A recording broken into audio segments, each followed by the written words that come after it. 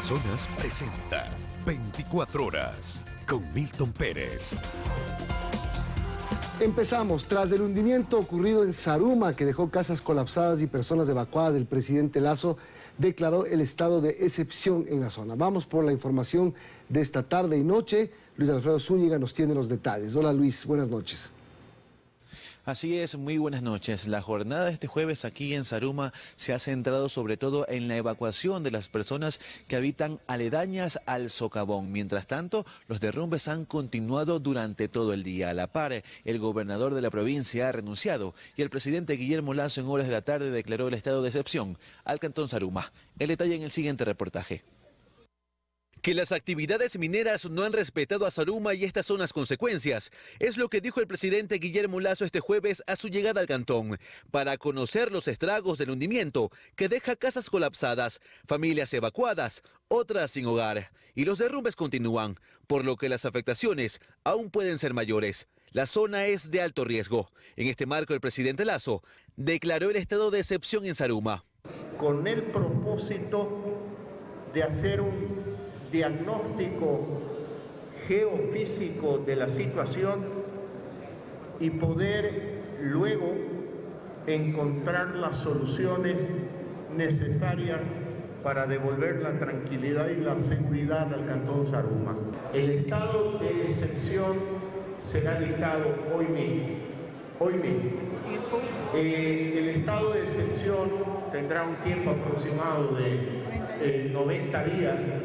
Y también con la asignación de un bono por desastre que está establecido en la ley. De concretarse el bono por desastre sería a favor de las familias perjudicadas con las que el presidente Lasso se reunió esta tarde e indicó que desde ya inician los estudios para encontrar una solución a los socavones, pues no se trata solo de rellenarlos, ya que el problema se puede repetir, aunque no dio tiempo para que exista un cambio. El primer jueves del próximo año estaré presente nuevamente aquí en Zaruma para dar seguimiento a todas las acciones que se vayan tomando. Por parte de la alcaldía se pidió el cese de la actividad minera en el cantón, algo que no ha sido descartado por el presidente Lasso. Tenemos que proteger a Zaruma y haremos todo lo necesario para proteger a Zaruma. Durante todo el jueves los derrumbes en la zona han continuado. Ha cedido la tierra, paredes, casas enteras. Y en la noche del miércoles lo que se sufrió fue mucho más fuerte. Comenzó ¡rum! Una sola. Eso fue terrible, la convulsión, la congestión de la gente, todo el mundo queriendo evacuar. Tras esta tragedia, el gobernador del Oro, Francisco Vera, presentó su renuncia al cargo, que ahora será asumido por Fulton Serrano. Los ciudadanos ratifican su malestar frente a la minería. Dicen que es un problema acarreado por años y estas son las consecuencias. Nadie ha tomado cartas en el asunto, las autoridades van pasando de mano en mano, de turno en turno, pero nadie se ha preocupado de suspender la minería. En total se han evacuado a más de 300 personas, que en su mayoría han sido llevadas a casas de familiares. Hay 3 casas destruidas, una vivienda afectada, familias damnificadas y sistema eléctrico afectado. Los socavones no son nuevos en este cantón. Es un problema que se viene agravando producto de la minería y no solo la ilegal, que está haciendo que Zaruma se caiga a pedazos. Eso es lo que tiene que terminarse con la revisión de estas actividades. Existen empresas que tal vez dentro de la legalidad están ingresando a la zona de exclusión, convirtiéndose ya en una zona ilegal. Al momento no se registran heridos ni fallecidos tras el hundimiento. Ese ha sido el detalle de la jornada desde la noche del miércoles y durante todo este jueves, luego del hundimiento que ha generado una nueva afectación aquí al cantón Zaruma, provincia de El Oro. El día de mañana, viernes, comenzarán los operativos como parte del estado de excepción para evitar sobre todo la minería ilegal. Esa es la información a esta hora de la noche. Continúan con más en estudios. Gracias Luis Alfredo desde Zaruma. Informes del 2017 ya advertían lo que este miércoles pasó en Zaruma. En 2019, el hundimiento de tierra se llevó a una escuela y hace pocos meses un terreno deshabitado. Alrededor de 32 millones de dólares se han aprobado para solucionar un problema que persiste. Para Zaruma, este es solo un socavón más. A finales del 2019 también hubo un hundimiento de tierra en la Gonzalo Pizarro. Ese mismo año se terminó de hundir una escuela, la misma que ya había sido arrastrada en parte en el 2017. Y hace 5 meses hubo un nuevo desprendimiento, por lo que vemos en Zaruma es simplemente un socavón más. Uno que estaba advertido. Todas las calles de Zaruma se encuentran en este instante con aberturas que todo hace predecir que lo mismo que han pasado en estos 3 socavones puede pasar en cualquier lugar de aquí de la ciudad, porque así lo dice la gestión de riesgo. Tan advertido era el hundimiento que existen estudios del 2017 que revelan que Zaruma tiene 67 kilómetros de galería subterránea, es decir, debajo de la ciudad hay 67 kilómetros de espacios abiertos, túneles, hechos por la minería. El terreno donde está es bastante superficial, no está bien compactado y hay muchísima agua. Entonces eso es cóctel perfecto para el desastre. El gobierno de Lenín Moreno declaró a Zaruma en emergencia en 2017 y supuestamente se autorizó a asignar $4 millones. El expresidente de la Veeduría Ciudadana por la situación minera calcula que los últimos gobiernos han autorizado los desembolsos de al menos $32 millones para este problema. Ha pasado lo que no puede pasar en ningún lugar del mundo, con recursos que se caiga una ciudad. Pero lo cierto es que las soluciones a lo largo de los años han sido la de rellenar con tierra los agujeros que dejan los socavones. Pero, ¿es suficiente? No es suficiente. Mientras no llueva, se mantiene, digamos, como que en cierto estado de tranquilidad. Cuando hay agua en este proceso, el agua va a buscar un lugar por donde salir. Y el lugar es perfecto para esas las galerías. Lo que ocurrió en Zaruma lamentablemente volverá a pasar si además de rellenar los hundimientos no se crea una estructura subterránea y se hace un adecuado sistema de riesgo. Y eso tomará tiempo, dice este geofísico. Es algo que puede llevar por lo menos unos 10 años en tener algo. Eso para que este socavón, donde hoy no hay muertos, no sea solo uno más antes de uno peor. Dayana Monroy, 24 horas. El retiro de la visa a los Estados Unidos no solo se aplicó en contra del general de policía Víctor Arauz, sino de los otros 3 generales que fueron restituidos a las filas de la institución tras un fallo de la jueza Verónica Medina. Se sabe entonces que el retiro de visas recae también para los generales Pablo Rodríguez, Paulo Terán y Fernando Correa. El abogado del general Arauz advirtió de nuevos eventos de una supuesta y denunciada persecución. Algunos jueces también se ven salpicados por el escándalo de los narcogenerales. El presidente de la Corte Nacional de Justicia, Iván Saquicela, asegura que el Consejo de la Judicatura es el llamado a iniciar una investigación. No es un tema solo de la policía. En la lista de al menos un centenar de visas retiradas por el gobierno estadounidense a quienes tendrían vínculos en casos de corrupción y narcotráfico están también jueces. Así lo revelaba el embajador de Estados Unidos en Ecuador, Michael Fitzpatrick. Una denuncia que preocupa, dice el presidente de la Corte Nacional de Justicia, Iván Saquicela. Causa una preocupación. Yo no quisiera antelar un juicio de valor. Desde luego, preocupa. No es una situación menor.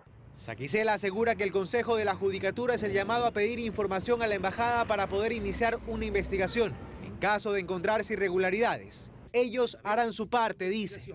Y si es que existe la determinación de infracciones, sin duda, tiene que sancionarse. Por ello digo, el país merece una respuesta. Tiene que investigarse con prontitud, con oportunidad y con objetividad. Al ex juez de la Corte Constitucional, Antonio Gagliardo, le preocupa que las alarmas sobre lo que ocurre en el país hayan tenido que ser encendidas desde fuera. Le preocupa, pero no le sorprende. Han fallado los estamentos de investigación del país. O sea, esto era obligación de la Fiscalía General del Estado, como titular de la acción penal, estar siempre vigilante a estos temas, de la UAFE. Si no lo han hecho, todos han actuado de manera omisiva. Y coincide con Saquicela, el Consejo de la Judicatura debe actuar. El Consejo de la Judicatura está en la obligación moral con el país de sanear a la función judicial si que se descubre que hay malos funcionarios que están en sospecha, que todo el Ecuador sepa esta situación. Más de 72 horas después de las reveladoras declaraciones del representante de Washington en el país, el Consejo de la Judicatura no se ha pronunciado. Hemos solicitado respuestas. Han dicho sin especificar fechas que darán una pronto. En Guayaquil, Carlos Acoto, 24 horas. El gobierno creó la Comisión de Diálogo Penitenciario y Pacificación para buscar frenar la violencia en las cárceles. La comisión, conformada por 9 expertos en el tema, deberá entregar en 15 días un primer informe de la situación de cárceles en el país y sus posibles salidas a la crisis. Poco más de un mes después de la última masacre en la penitenciaría del Litoral, se concreta uno de los ofrecimientos para enfrentar la crisis del sistema carcelario. Este jueves en Guayaquil, el presidente de la República, Guillermo Lasso, firmó el decreto para la creación de una comisión de diálogo penitenciario y pacificación. Son acciones que apaciguarán la crisis carcelaria. La comisión analizará las causas y efectos de la actual situación penitenciaria con el fin de establecer un pacto de convivencia interna con dignidad, humanidad y corresponsabilidad.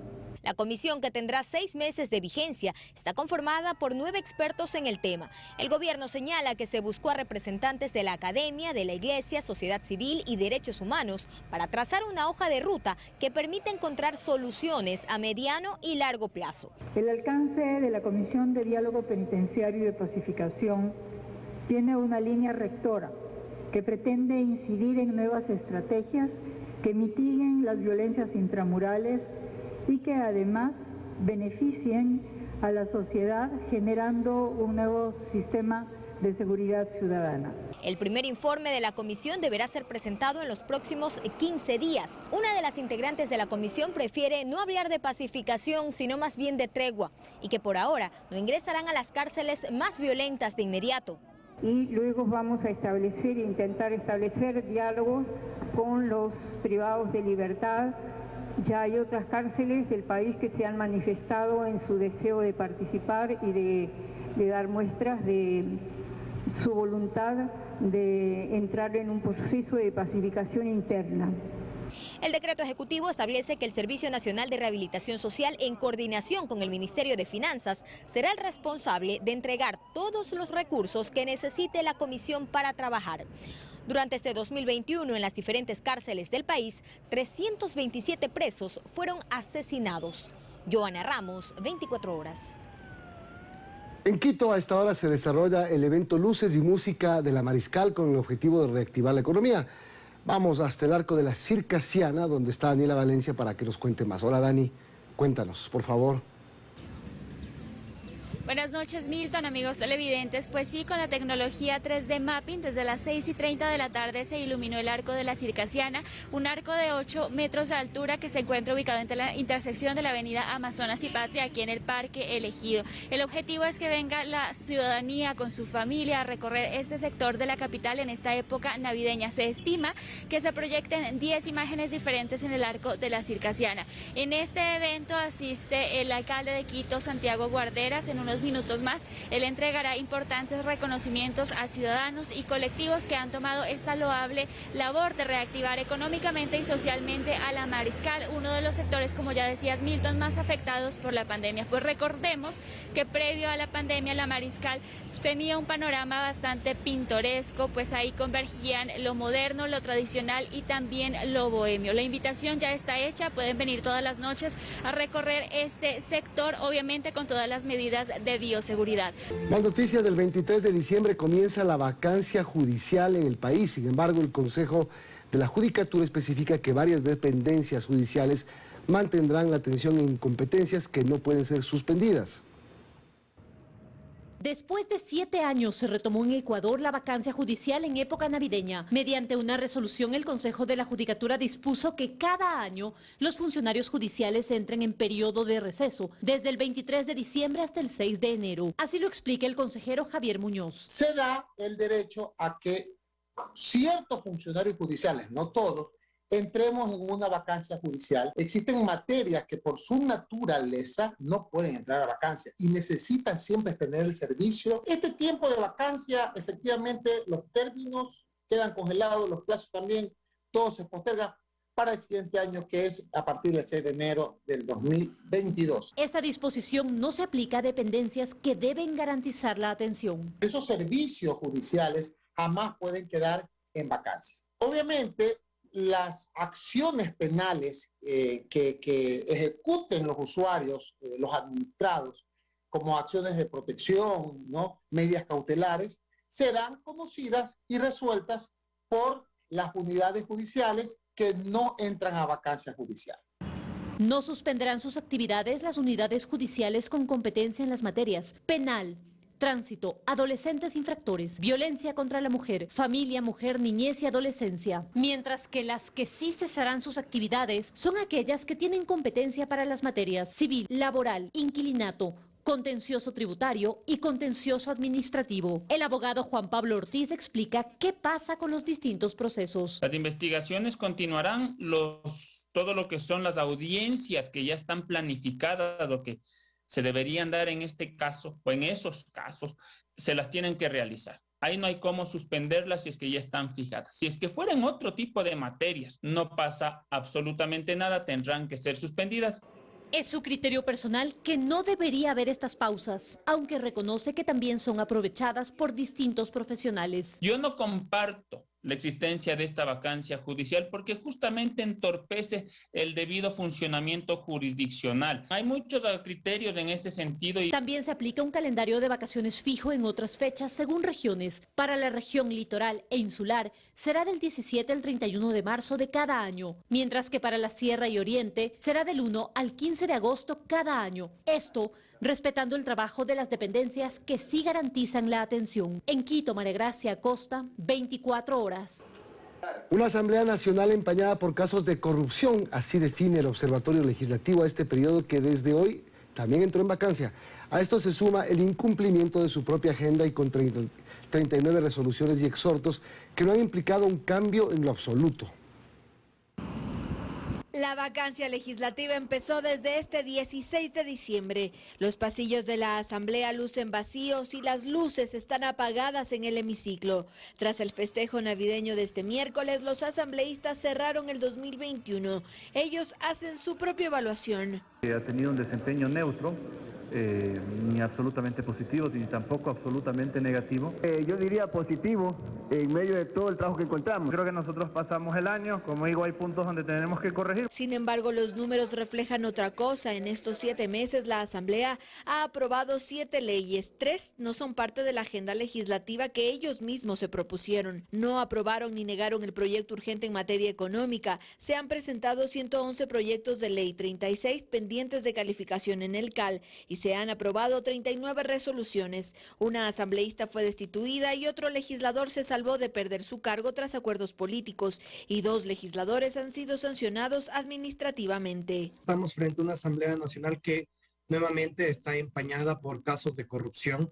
Los ciudadanos siguen desconfiando del legislativo. Por otro lado, estamos frente a una Asamblea Nacional que no fue capaz de generar consensos ni a la interna del legislativo ni consensos con otras funciones del Estado. En el ámbito de fiscalización, 11 solicitudes de juicio político se han presentado. 5 están a la cola para ser tramitadas, 3 terminaron en censura y destitución, 2 fueron archivados y 2 terminaron únicamente en censura. Una Asamblea Nacional que nuevamente llega tarde, llega cuando los funcionarios ya no se encontraban ocupando el cargo. Yo creo que nosotros en el plano de la fiscalización hemos cumplido. Ahora el gran reto del legislativo es levantar la imagen de esta institución, aunque su cabeza también cayó en los escándalos como los contratos que no llegaron a concretarse sobre los carros de alta gama o el de logística para eventos especiales. Lo que esperamos los ecuatorianos es que la presidenta Lori pueda ejercer el liderazgo que debería realizarlo y poder de esta manera generar consensos dentro de la Asamblea Nacional. Sobre todo porque este 3 de enero regresarán a sus actividades en medio de fricciones y divisiones internas de los bloques legislativos. Andrea Samaniego, 24 horas.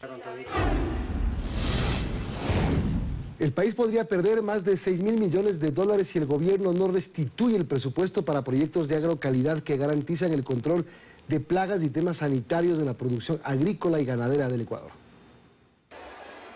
Aunque el monto que destina el gobierno, 40 millones de dólares anuales para el control de plagas y enfermedades agropecuarias, así como la calidad de los productos, es absolutamente marginal frente al monto que podría perder el país, el presupuesto de 2022 tiene una merma que preocupa al sector. Es decir, que si hacen una comparación, 24 millones versus 20.000 millones de dólares en riesgo, obviamente es una inversión que el Estado tiene que asumir. Vemos que esta merma en presupuesto puede comprometer la sanidad, la animal, vegetal e inocuidad de los alimentos al interior del Ecuador y obviamente comprometer a un sector que está otorgando más de 2,5 millones de puestos de empleo.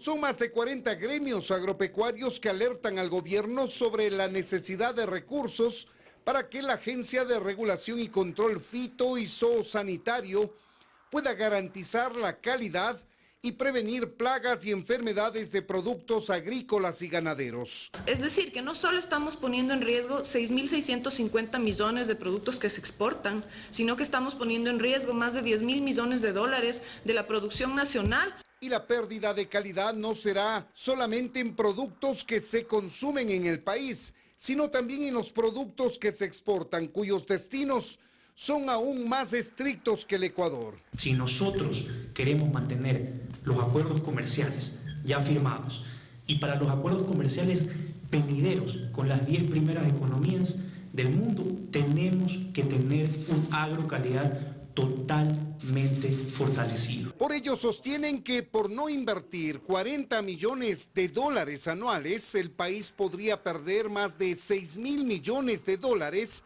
que es el promedio de las exportaciones agropecuarias entre 2019 y 2021. En Quito, Freddy Paredes, 24 horas. Seguimos, 1 millón de vacunas AstraZeneca donadas por el gobierno de México llegaron esta noche al país. Belén Merizalde está en el aeropuerto Mariscal Sucre, nos tiene detalles. Hola Belén, buenas noches. Hola, ¿qué tal en estudios, amigos televidentes? Muy buenas noches. Efectivamente, hace un poco más de una hora arribó aquí al aeropuerto Mariscal Sucre de Quito uno de los aviones de la Fuerza Armada Mexicana. Consigo trajeron 1 millón de dosis de la vacuna de AstraZeneca. Esto se convierte en una de las donaciones más grandes que ha realizado el gobierno mexicano a uno de los países de la región. Escuchemos las declaraciones de uno de los funcionarios del gobierno del presidente Andrés Manuel López Obrador. Estas vacunas son producto de una iniciativa binacional de México y Argentina, que ahora se distribuye a más de 17 países en la región y que nos ha permitido donar casi 3 millones de vacunas a 9 países de nuestra región.